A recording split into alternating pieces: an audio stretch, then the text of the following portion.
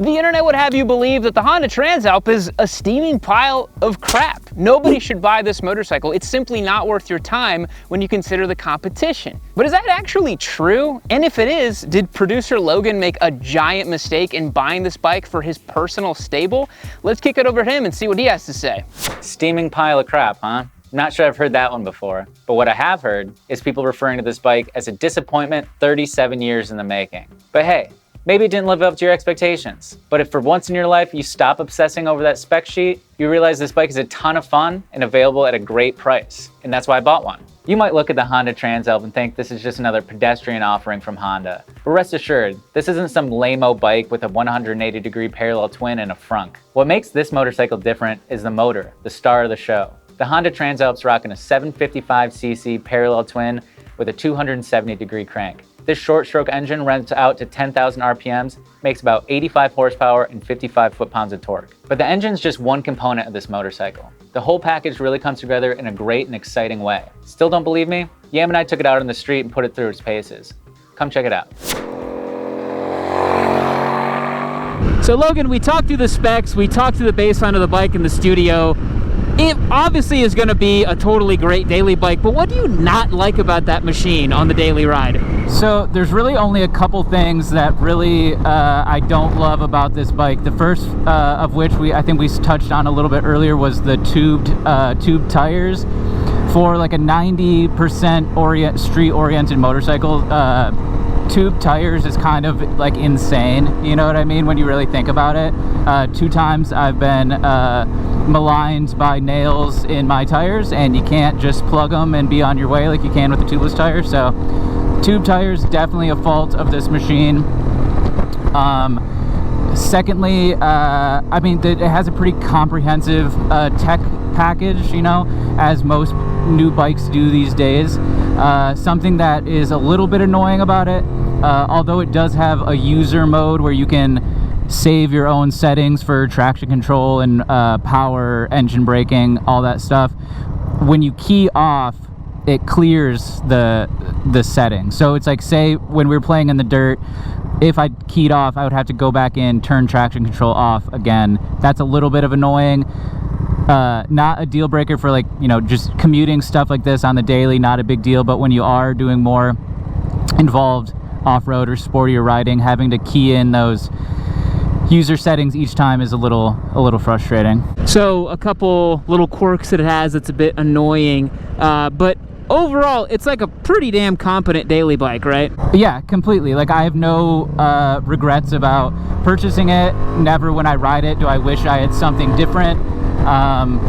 You know, no matter what videos or comments I may see online, you know, I don't second guess my purchase whatsoever. So I think on the whole it's like a very competent machine, especially considering what I paid for it, which was $9,999. So kind of a bargain. I also like that you rolled up in formation in front of that cop, showed him what's up.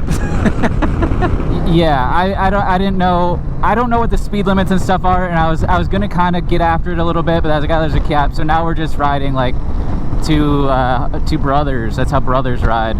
Two brothers, two motorcycle cops, or just two ADV guys in love, dude. There's nothing wrong with that, man. There's nothing wrong with ADV men in love. So it's a competent motorcycle. I also think that you are in a great position to talk about it because you only have one four-wheel vehicle in your family, and your wife primarily uses it. So you're like pretty much like a motorcycle-only guy, and that's the bike you chose, which I think says a lot. Yeah, absolutely. It's super comfortable. It's not terribly vibrational. It's not terribly, you know, uncomfortable. Like, we've been out, you know, for a couple hours now. I feel totally fine. My back, my wrists, my knees, all that stuff's nothing. Nothing's bothering me too much at all. What else? Oh yeah, wind protection obviously is great. I feel like wind protection is one of those things where it's very specific to the rider, right? Like, if I was 5'10" instead of 5'11", this would be you know, perfect. No buffeting on my helmet, anything. I get a little bit on my helmet with this stock windscreen, but you know, I could always get an aftermarket one if it really bothered me that much, but it doesn't. Yeah, it's if you care about range, things like that, I think I can probably get around 200 miles to the tank. A little bit less, you know, if I'm riding more spiritedly or whatever, but yeah, which is plenty of mileage for a road going motorcycle. I don't really think that, you know, you need 250 or 300 out of a BMW GSA or whatever. Like 200 miles, I mean, that gets you, you know, most of the way through a week's worth of riding usually, like fill up once a week, like no problem at all. I mean, if you're gonna do a longer weekend trip, you're already planning on filling up and doing gas station stops with the boys in general, you know, so it's not like a big deal. How do you feel about that bike, like vibrationally? Do the mirrors work okay? Like, are the handlebars kind of vibey, or is it just, does it feel pretty well constructed? The handlebars are a little vibey. I chalk that up to the tires. Obviously it has sort of dual sport tires on it. Those are going to be a little vibey to begin with. I've heard these Metzler K-Roos are on the more vibey side, just from what I've heard. Ultimately, when I run these through, I'll maybe try something different and see if that alleviates it. Mirrors aren't vibrating too much. I can still see everything perfectly clear. And again, my other bike is a Harley Davidson Sportster, so like, you know, this is as smooth as butter by comparison, you know?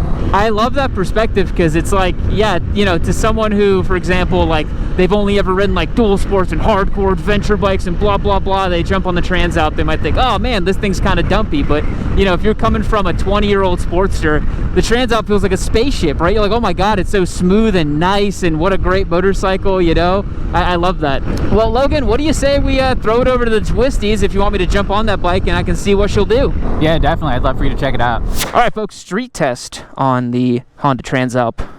Producer Logan has graciously given me the keys to be able to test its prowess on a twisty road. Yeah, I'm excited to see what you think of it. So, swinging a leg, I mean, it feels like a pretty premium product. Like, just sitting here, the dash looks nice.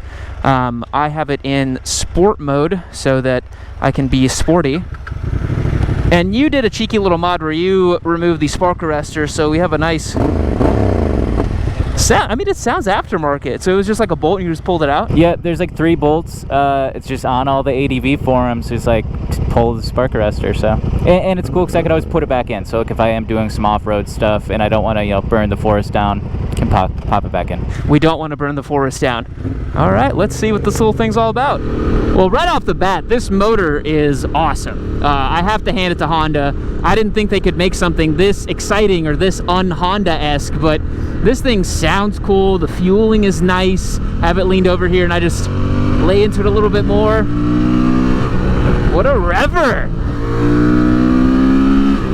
Oh, this is a great engine. Holy crap. Super, super nice. And it's a little more diminutive than you would imagine from a larger ADV machine. It's certainly not like a T7 or a KTM 890. It's a little bit more laid back than that. As we crest over this bump, ooh, suspension kind of stiff, kind of sporty. Now, it's non-adjustable, so you kind of get what you get with this motorcycle, but honestly, I think it's tuned reasonably well for kind of on-road fun having. What do you think, Logan? Yeah, I mean, it's reasonable enough that I haven't even fiddled with the preload at all. The front fork and the shock are preload adjustable, and I haven't even messed with it. Partially out of laziness, partially out of because, you know, it does work pretty good from the box.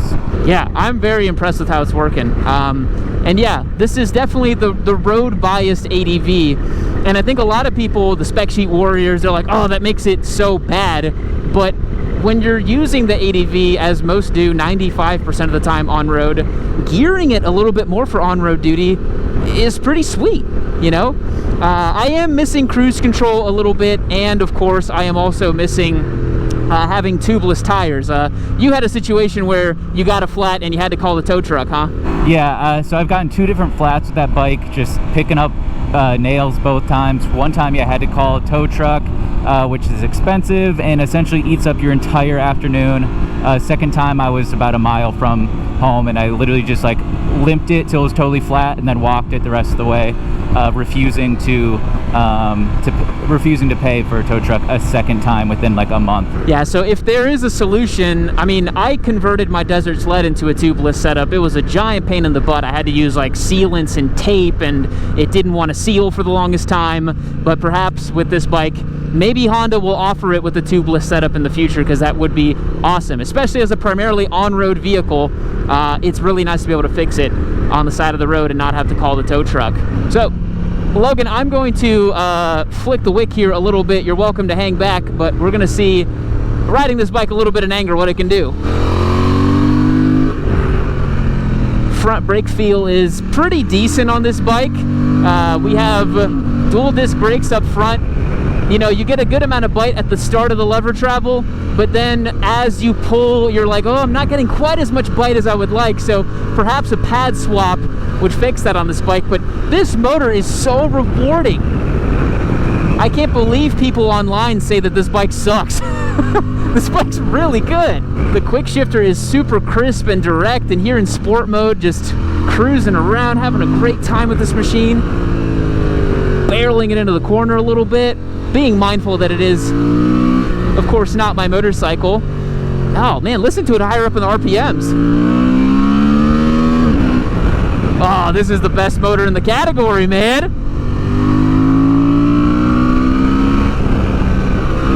10 grand? Sign me up. I want to see this in a not so super sport machine. This is fantastic. Bowling it out here.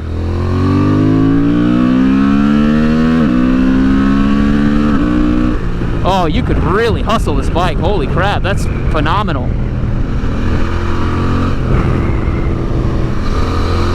Good clearance too.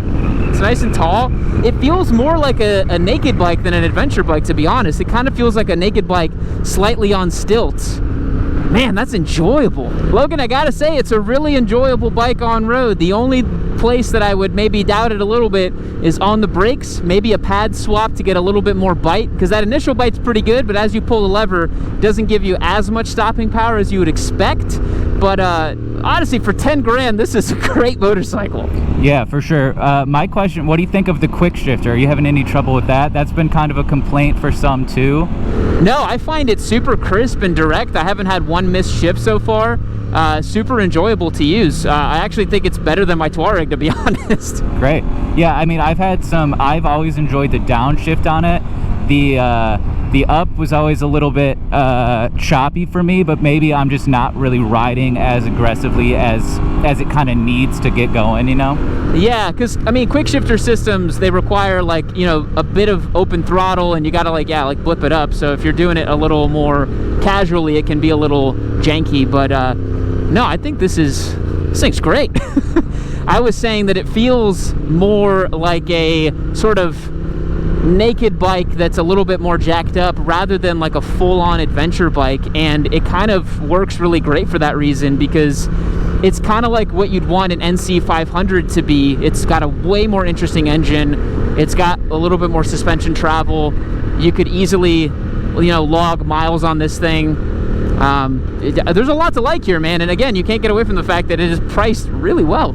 Yeah, I mean, I think it really is the reason I pursued it versus, yeah, a Tenere or even a V-Strom 800 is it is really like a realistic adventure bike for a lot of people, right? Like, I'm not gonna lie to myself and say I'm gonna go off-roading every weekend, you know? Like, some people might, but I'm just not. So why get a bike that's more expensive, that's better tailored to that type of riding, when you can get something like the Transalp that makes, you know, makes no like concessions about what type of bike it's actually trying to be, you know what I mean? It's not pretending to be this crazy capable ADV KTM, right? Like, it is a dad bike for a sensible motorcyclist. But see, the thing is, you're not even a dad and you got a dad bike. I'm allowed to have one because I'm a dad, you know? So I think you're just trying to get there early. You're trying to speed run it. Yeah. And arguably the Touareg is less of a dad bike just because it's like a little cooler, you know? Cool dad. Marginally. Honestly, the thing that gets me going about this motorcycle is wanting to ride that Hornet 750. This engine is really sweet. Like, I'm genuinely impressed at the engine, and I think Honda should put this engine in like 5 different motorcycles. Yeah, I mean, I honestly think that's the greatest disservice Honda has done for the Transalp, is not putting the engine in more stuff so more people know about it, know what to expect, know just how fun and characterful and exciting it is. It's exciting now that the Hornet 750 is here stateside. Hopefully we'll get a chance to check that out at some point. And just even, yeah, more people kind of spreading the word about Honda's new 270 parallel twin. Yeah, because like this is the complaint I've always had about Honda's motorcycles, the NC 500 and the other more boring CBR 500Rs and that sort of thing. I mean, riding that parallel twin and then riding this parallel twin, there's just no comparison whatsoever. This has a lot of flavor, a lot of attitude that you wouldn't really expect looking at this bike, to be honest. It's really sweet. Yeah, it's I think truly a night and day difference from the NC 750, and I think a lot of people think it's kind of derived from that. You know, they're both 750s, quote unquote, where it's like a completely different engine, different crank, different bore and stroke, different compression ratio, like totally different. And yeah, I just think Honda should do a little more work getting this engine out there in different platforms so people kind of know what to expect, know that Honda's kind of in this new era with this twin of making some like really cool, fun, affordable bikes. Yeah, 100%. Well, what do you say we go chuck it off-road and see what she'll do? Yeah, let's give it a go. So, Logan, we're trundling around off-road here a little bit on some twin tracks, smashing some bushes. I'm trying to go a little slower so that you can, you know, get in the camera's frame. Some treacherous stuff for the Transalp, man. Can it actually do this sort of thing? Do you feel just totally outclassed by this mighty Touareg you're chasing? I mean, for a disappointment 37 years in the making, I think we're doing okay. Sort of what I've gathered is, as just an, you know, average Joe kind of guy, my skills off-road are going to be limited, or are going to be limiting far more than the bike's going to be. You know what I mean? Like, I'm not doing any Chris Birch, KTM, crazy hard enduro stuff. Like, I'm just out here with my buddy having a good time, you know, and the Transalp's more than happy to take that on, you know? Yeah, I think people's expectations for what an adventure bike is supposed to be has gotten a bit crazy. Like, I very much love my Touareg. I think it's a wonderful motorcycle, but, you know, the vast majority of adventure style roads, which is the kind of thing we're on right now, is something a little looser, scragglier. The Transalp is more than capable to do this stuff. Yeah, I mean, we got the ground clearance, we got the suspension travel. It's not super crazy amounts, but definitely enough for some light stuff. Like, I'm not going to be jumping any logs or anything, but yeah, it's more than happy to do it. And, you know, certain people on the internet have talked about the oil sump.